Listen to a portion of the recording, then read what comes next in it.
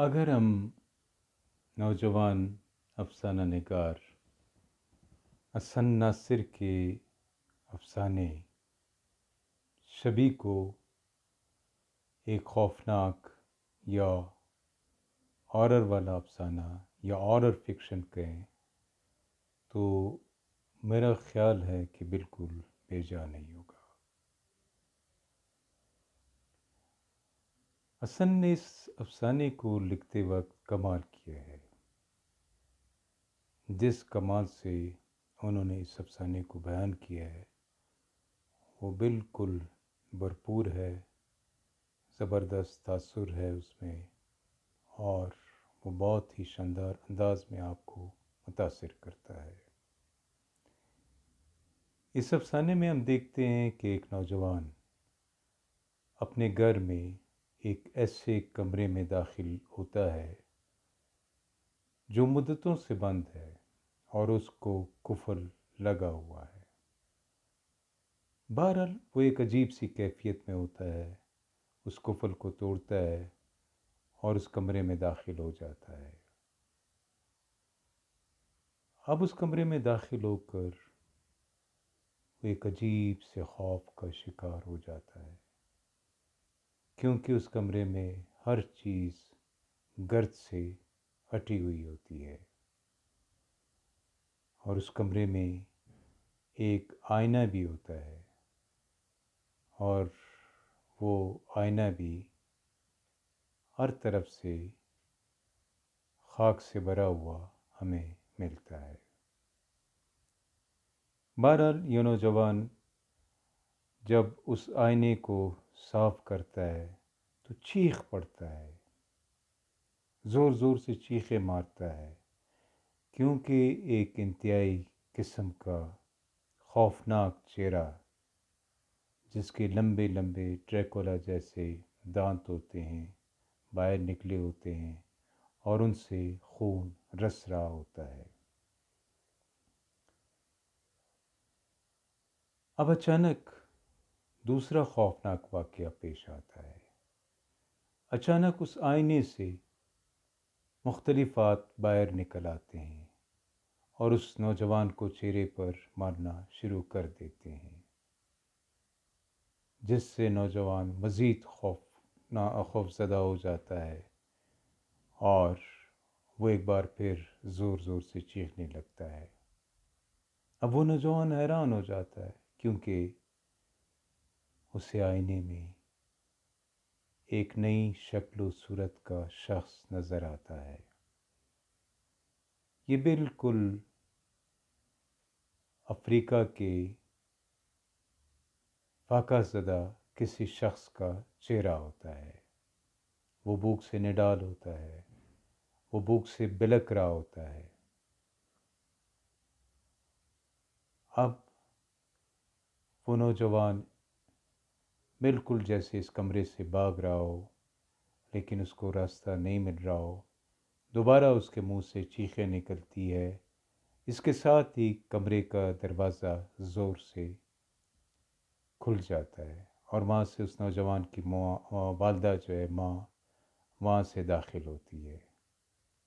وہ کہتی ہے، بیٹا تم یہاں کیا کر رہے ہو؟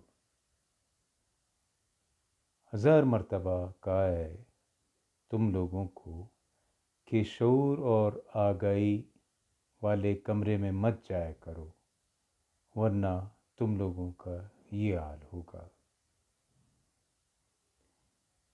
کمال کا افسانہ ہے، طنز سے بھرپور، یعنی واضح طور پر اس کردار کی والدہ میں کہہ رہی ہے کہ ہم لوگ اپنے شعور اور آگاہی کا استعمال نہیں کرتے، شعور اور آگاہی ہم سے دور ہیں، کسی قفل زدہ کمرے میں پڑے ہوئے ہیں، اور جب ہم اس کے قریب جاتے ہیں تو ہماری چیخیں نکل جاتی ہے۔ اسی لیے بزرگ ہمیں کہتے ہیں کہ بابا جب تم سے یہ کام نہیں ہو سکتا اس سے دور رہا کرو۔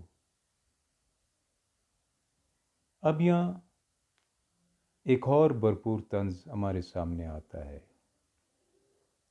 وہ طنز یہ ہے کہ ایک ایسا معاشرہ ہے یہ کیسی سوسائٹی ہے جہاں ایک شخص دوسروں کے خون چوس رہا ہے، وہ ڈریکولا ہے اور اس کے خون کی پیاس ختم نہیں ہو رہی، اور دوسرا شخص جو بھوکا ہے، جو غربت کا شکار ہے، جس کے پاس افلاس ہے، جس کے پاس مفلسی ہے، وہ بلک بلک کر اپنی جان دے رہا ہے۔ آخر ہماری اس شعور اور آگہی کا کیا فائدہ؟ ہمیں اس بارے میں کچھ سوچنا چاہیے، اور واقعی یہاں ایک پریکٹیکلٹی کی طرف اشارہ کیا گیا ہے کہ ہمیں دنیا میں جو نامواری ہے ہمارے معاشرے میں، اس کو ختم کرنا چاہیے۔ وہ لوگ جو کرپشن کر رہے ہیں، دوسروں کا حق کھا رہے ہیں، اور انہوں نے اپنے بڑے بڑے عالیشان محل کھڑے کیے ہیں، ان کو ہمیں ڈسکریج کرنا چاہیے، ان کے خلاف کام کرنا چاہیے، اور ان کو عدالتوں سے سزا دینی چاہیے، جبکہ وہ لوگ جو لاچار ہیں، جو کمزور ہیں، جو غربت کا شکار ہیں، ان کی مدد کرنی چاہیے۔ بالکل اس افسانے میں ایک شاندار سوسائٹی کا خواب دیکھا گیا ہے۔ بہت ہی آرٹسٹک انداز میں یہ افسانہ لکھا گیا ہے، اور میں حسن کو اس کی بہت داد دیتا ہوں۔ دیکھا جائے تو دوستو، براوی زبان میں انتہائی انٹیلیجنٹ رائٹرز، انتہائی انٹیلیجنٹ افسانہ نگار ہمارے سامنے آتے ہیں۔ اس زبان میں ایک بہت بڑا نام جو ہمارے سامنے آتا ہے اور جس کا ورلڈ لیول پر نام ہے، وہ ہے تاج رئیسانی۔